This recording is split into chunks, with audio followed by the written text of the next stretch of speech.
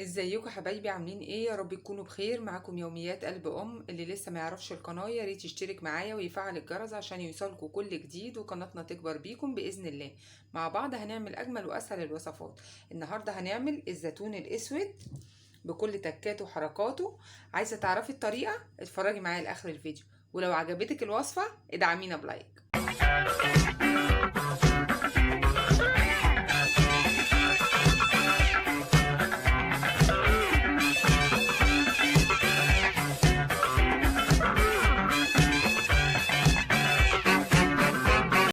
طريقة تخليل الزيتون الاسود.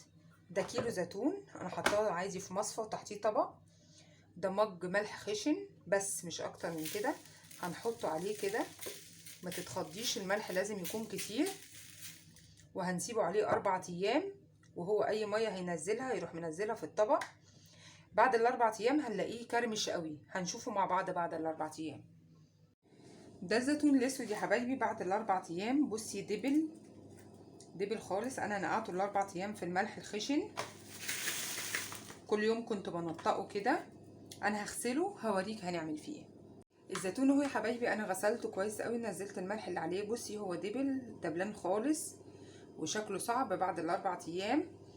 احنا عشان نرجع نصحصحه تاني هنجيب ميه سخنه سخنه، تقدري تحطي صباعك فيها، مش سخنه بتغلي. هنحط فيها الزيتون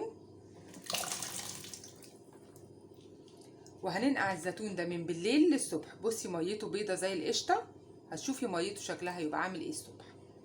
ده شكل الزيتون يا حبايبي اهو بعد ما اتنقع في الميه ليله كامله. بصي ميته بقى لونها عامل ازاي. هنغسله وهنصفيه وهنشوف هنعمل ايه مع بعض. الزيتون انا غسلته اهو صفيته، تحسي ان هو من ميه سخنه رد لونه شويه.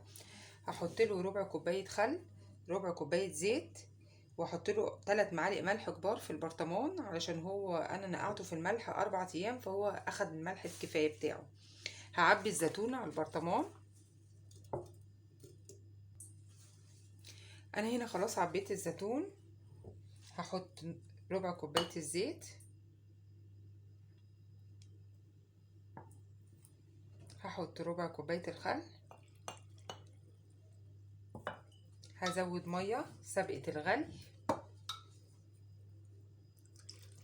الميه دي كانت مغليه قبل كده وبردت خالص، بقت بدرجه حراره الغرفه. انا هنا خلاص حطيت الزيت والخل والملح.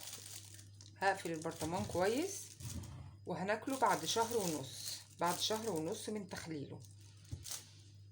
عايزه خليكي دايما مع كل جديد من يوميات قلب ام، واستنوني في فيديو جديد.